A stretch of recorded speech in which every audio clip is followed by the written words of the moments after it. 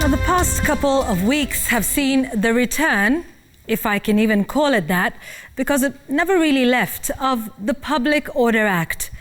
We've witnessed running battles between the police and citizens, much like we saw during the protests against the IEBC or those against election results and excessive police action against those protesters back then. We've witnessed tens and tens of police officers being deployed to venues of planned meetings. We've been taken back to the days when we could enjoy our basic freedoms only at the pleasure and discretion of junior government functionaries.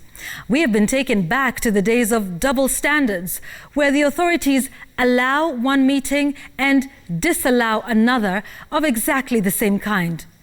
This is all too familiar, except for one little detail: the players on either side. Back then, this is what the teams looked like. You had Jubilee and the state machinery on one hand, and opposition coalition NASA on the other. An unfair advantage, right? Well, today the pendulum has swung to the other side. So now you have the so-called Tanga-Tanga on one side of the pitch and Jubilee, Kieleweke and the state machinery on the other hand, with ODM and other former opposition elements generally cheering them on or just looking the other way. Back then, the shoe was on the other foot. We all recall the responses of those who enjoyed the proximity to power back then, each time there was a crackdown on NASA. Yes, the same MPs of the Tanga-Tanga wing did not just stand by and do nothing, which would still be bad enough. They went ahead to heap praises on the authorities for those abuses. We remember MP Ndindi Nyoro advising the president to become a benevolent dictator to deal with troublesome opposition. I quote, "We passed enough billions in the supplementary budget to cater for tear gas," read one of his tweets. In yet another, he called for an end to democracy. He said, and I quote, "Democracy is a waste of time and resources. We need a benevolent dictator to put our nation in order," end quote. Today, he and his colleagues are crying for the very same democracy they ridiculed back then. Today, Tanga-Tanga, who are allied to the deputy president, are the ones seeking permission to hold meetings. Their tweets are now decidedly different. Now we hear of the state-sponsored and orchestrated violence in Murang'a. We hear calls for Matiang'i's resignation.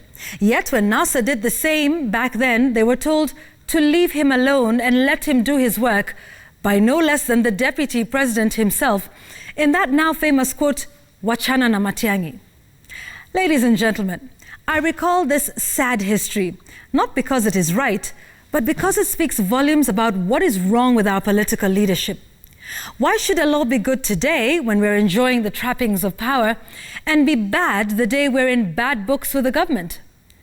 And isn't it also interesting that today ODM MPs who were on the receiving end of this very law just a few years ago are now cheering the government on, or at the very least, completely silent? The cycle of history repeats itself in this country. The aggressors of yesterday are the victims of today, and the victims of yesterday are the aggressors and abettors of today.